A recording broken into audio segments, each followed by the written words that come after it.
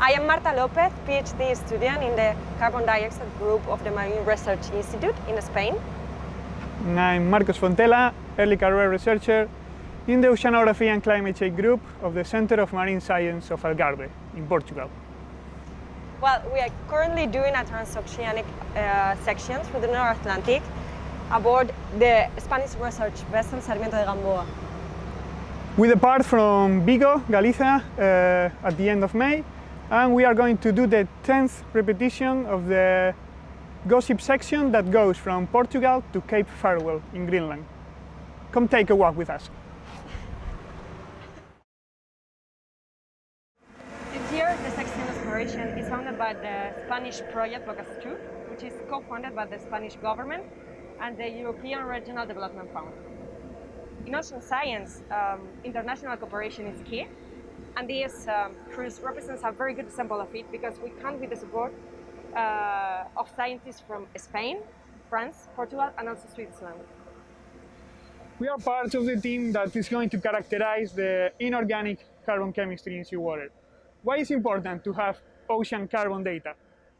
Well, because it's a really useful knowledge to quantify the amount of carbon dioxide that is uptaken every year for the ocean. Annually, the ocean uptakes around 25% of the anthropogenic carbon dioxide emitted to the atmosphere. That uptakes change the chemistry of the seawater, and that's what we know as ocean acidification.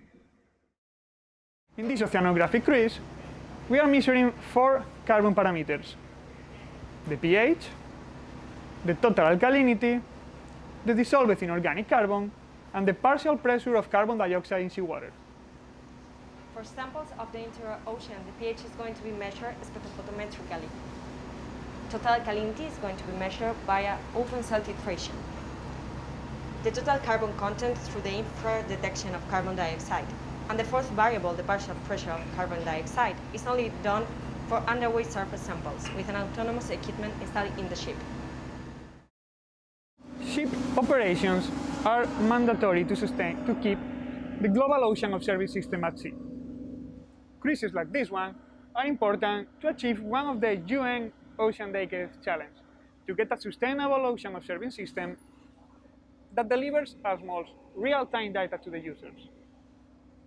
Multi-parameter and high-quality data of the entire log column in the deep ocean can still only be collected by research ships.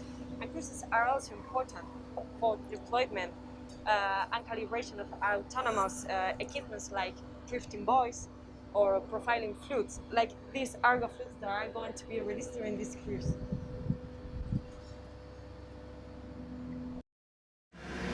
To end, 3 take-home messages. The first one, the importance of time series like this one to evaluate climate change in the ocean. The second one is the value of carbon dioxide measurements that are relevant to constrain the global ocean carbon dioxide uptake by the ocean, which is important, for example, for policy decisions. And 3, last but not least, that the ocean of tomorrow will depend on the early career professionals of today. Don't let us fall apart without opportunities. Well, so we have 1 month ahead until we arrive in July in Iceland.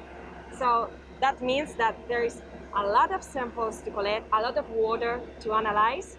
So, well, best regards from all the crew of Sarmiento de Gamboa. Thank you for coming to visit the ship with us, and bye! Bye, bye, bye!